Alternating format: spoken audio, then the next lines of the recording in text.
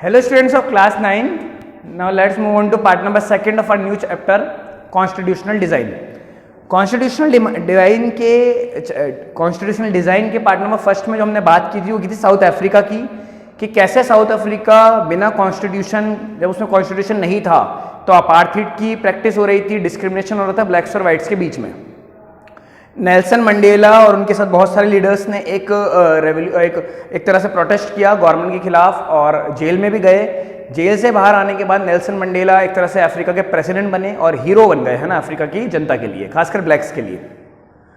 उसके बाद अब उन्होंने कॉन्स्टिट्यूशन अफ्रीका का ड्राफ्ट कर लिया है और ब्लैक्स और वाइट्स का जो डिस्क्रिमिनेशन था वो पूरी तरीके से अफ्रीका में बैन हो गया है। अपार्थाइड प्रैक्टिस को बंद कर दिया गया है। अब कोई भी ये प्रैक्टिस करता तो एक क्राइम है। अब बात करते हैं, आपने देखो ये अफ्रीका की स्टोरी के थ्रू आप लोगों को ये बताया गया है कि डेमोक्रेसी की और कॉन्स्टिट्यूशन की इंपॉर्टेंस क्या है एक कंट्री में। कॉन्स्टिट्यूशन होगा, रूल्स एंड रेगुलेशंस हैं कॉन्स्टिट्यूशन, ये होंगे तभी तो लोग इससे डरेंगे और गलत चीज़ें बंद होगी, जैसे कि अपार्थाइड है या किसी भी और बेसिस पे डिस्क्रिमिनेशन है कास्ट रिलीजन के नाम पर, वो बंद किया जाएगा क्योंकि कॉन्स्टिट्यूशन का डर होगा लोगों में। तो बात करते हैं, अब हमें जो पढ़ना है वो पढ़ना है कि इंडियन कॉन्स्टिट्यूशन कैसे बना। ठीक है बेटा, जो मैं आप लोगों को देखिए बोर्ड पे पढ़ाता हूँ, आप लोग यहाँ पे ध्यान रखेंगे। बुक्स में एक एक वर्ड आपको नहीं मिलेगा क्योंकि जो एक टीचर पढ़ाता है वो बहुत सारी बुक्स को रेफर करते हैं, है ना। कोई भी टीचर हो, एसएसटी हो, साइंस हो, मैथ्स हो, वो बहुत सारी बुक्स को रेफर करके पढ़ाते हैं, आपको ज़्यादा से ज़्यादा अच्छा पढ़ाने की कोशिश करते हैं हर टीचर। तो आप लोग ये नहीं कि ये वर्ड हमें बुक में नहीं मिल रहा है, टॉपिक बुक में नहीं मिल रहा, आप लोग इसको पढ़िए, है ना। बुक्स भी अपने साथ रखिए सेल्फ स्टडी के लिए। क्वेश्चन आंसर जो मिल रहे हैं वो आपको इस जो मैं पढ़ाता हूँ उसमें से भी मिलेगा, प्लस बुक्स में भी उसका मैटर होगा, वहाँ कोई प्रॉब्लम नहीं आएगी, है ना। चलिए तो बोर्ड पे देखिए बेटा। तो देखिए इंडियन कॉन्स्टिट्यूशन कैसे बना। इंडियन कॉन्स्टिट्यूशन बनेगा जब ब्रिटिशर्स भारत को छोड़ने की तैयारी में होंगे। वो डिसाइड कर लेंगे कि अब तो हमको भारत को आज़ाद करना ही पड़ेगा। ये बात चलेगी आपकी 1947 के पहले की।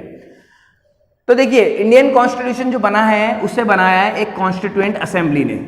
एक पर्सन बैठ के तो कॉन्स्टिट्यूशन बना नहीं देगा, एक पूरी बुक है रूल्स एंड रेगुलेशन की, तो उसके लिए पूरी असेंबली लगेगी। असेंबली मतलब ग्रुप लगेगा। कितने मेंबर्स का ग्रुप था ये? 299, जिसमें मोस्टली कांग्रेस पार्टी आपकी, आज भी इंडियन नेशनल कांग्रेस जिसको हम बोलते हैं, उस कांग्रेस पार्टी के लीडर्स थे, है ना। ज्यादातर 299 में ऑलमोस्ट 90% कांग्रेस पार्टी के मेंबर्स थे।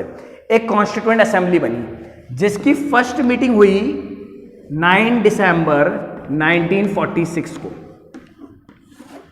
9 दिसंबर 1946 को इस कॉन्स्टिट्यूएंट असेंबली जो कॉन्स्टिट्यूशन बनाएगी उसकी फर्स्ट मीटिंग हुई। आपको ध्यान रखना लास्ट मीटिंग कब हुई? 26 नवंबर 1949 को।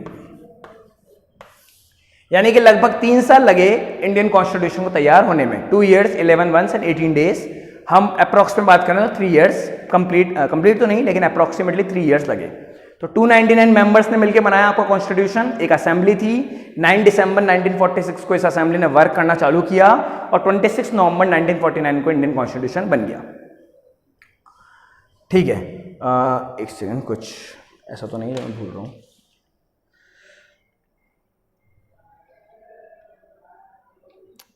ठीक है, फर्स्ट मीटिंग हमने हो गई, मेंबर्स का हो गया है। हाँ, तो 26 नवंबर को हमने इस कॉन्स्टिट्यूशन को कंप्लीट कर लिया, ये बन के तैयार हो गया बिल्कुल।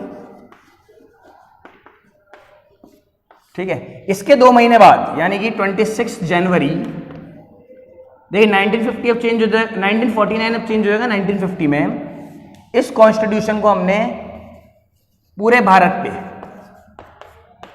लागू कर दिया, इंप्लीमेंट कर दिया, हम इफेक्ट में लिया है इसको, है ना। 2 महीने बाद, तो 26 जनवरी 1950, इसी दिन आप और हम सब इंडिया में रिपब्लिक डे मनाते हैं, गणतंत्र दिवस। वो इसी याद में मनाया जाता है क्योंकि 26 जनवरी 1950 को इंडियन कॉन्स्टिट्यूशन इफेक्ट में आया था, जो उसके रूल्स एंड रेगुलेशंस थे पूरे इंडिया पे अप्लाई हुए थे। कब? 26 जनवरी 1950 and it is termed as the it is commemorate as the republic day of India. ठीक है, इतनी बात। अब देखिए आप लोग इसको बहुत अच्छे से समझिए, ये एक प्रोसीजर है जो चला। ठीक है, एक बार मैं वापस रिपीट कर देता हूँ क्योंकि अब मुझे रफ करना होगा इसको। रफ कॉपी में आप लिख सकते हैं इसको, कोई प्रॉब्लम नहीं है, है ना। और फेयर कॉपी में तो आपको क्वेश्चन आंसर ही करने होंगे, है ना। तो कॉन्स्टिट्यूएंट असेंबली के लिए बनी एक कॉन्स्टिट्यूशन बनाने के लिए एक कॉन्स्टिट्यूएंट असेंबली बनी। कितने मेंबर्स की थी? 299। मोस्टली मेंबर कांग्रेस के थे। 9 दिसंबर 1946 को पहली मीटिंग होती है, 26 नवंबर 1949 को लास्ट मीटिंग। कंप्लीट हो गया कॉन्स्टिट्यूशन। लेकिन 2 महीने बाद 26 जनवरी 1950 को इसको इफेक्ट में लाया गया। इसी दिन को रिपब्लिक डे के तौर पे मनाते हैं। अब बात आती है 299 मेंबर्स जो थे असेंबली में, इसमें मेन मेंबर्स भी तो होंगे कुछ जिन्होंने सबसे ज्यादा इंपॉर्टेंट वर्क किया और इसको वो कॉन्स्टिट्यूशन को बनाकर इन्होंने तैयार किया। तो इसमें पहले थे डॉक्टर, जिनका नाम आपने भी सुना होगा, doctor B.R. Ambedkar. Doctor B.R. Ambedkar, एक कमेटी बनी थी, नाम था ड्राफ्टिंग कमेटी।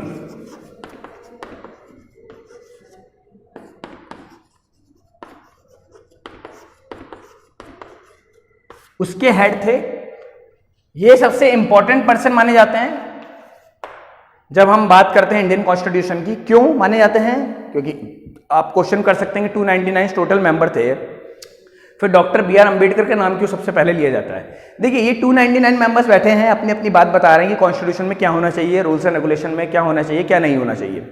लेकिन B.R. अम्बेडकर इन सब बातों को लिख रहे हैं और फाइनलाइज कर रहे हैं, ड्राफ्ट कर रहे हैं, यानी कि एक तरह से लिखकर उसमें से ये बता रहे हैं कि हाँ ये सही है, ये हो सकता है, ये नहीं हो सकता।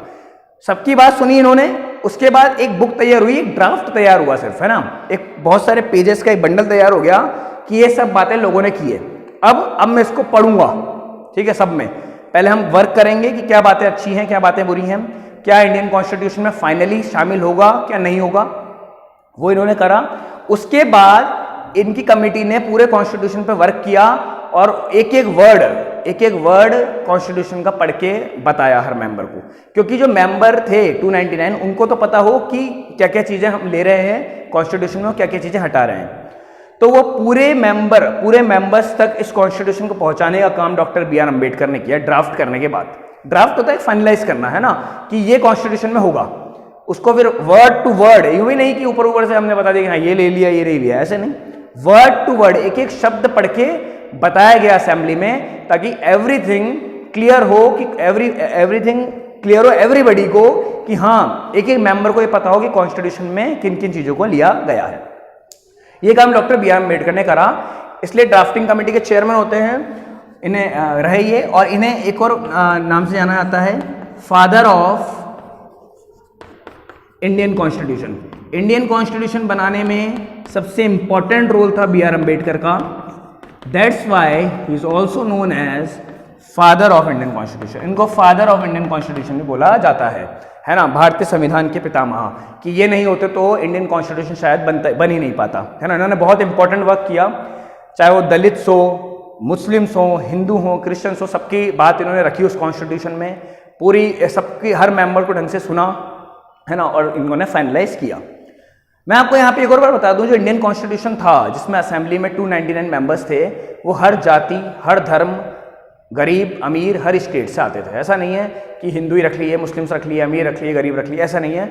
हर जाति, हर धर्म, उसमें मिक्स वैरायटी थी पूरी इंडिया की, क्योंकि जो आपको कॉन्स्टिट्यूशन बनाना है वो भी सबके लिए बनाना है ना।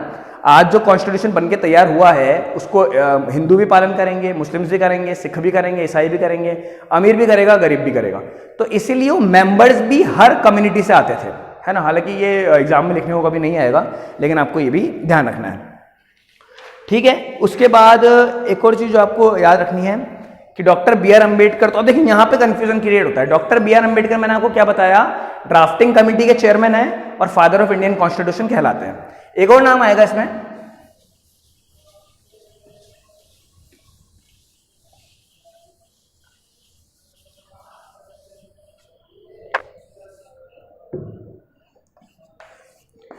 राजेंद्र प्रसाद का।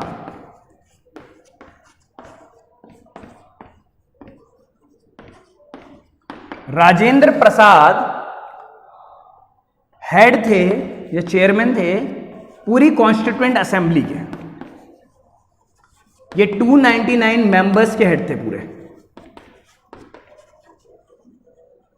और बाद में जाके यही फर्स्ट प्रेसिडेंट भी बने इंडिया के, है ना। ये काफी समझदार सुलझे हुए पर्सन थे, तो पूरी असेंबली को संभालने का काम इन्हें दिया गया, संभालने का, है ना। तो ये हेड है कॉन्स्टिट्यूएंट असेंबली के doctor B R Ambedkar head है ड्राफ्टिंग कमेटी के, ठीक है। ये दोनों बातों में आप अंडरस्टैंड रखना और डिफरेंस रखना। एक क्वेश्चन क्या पूछा गया है जरूर देखना है।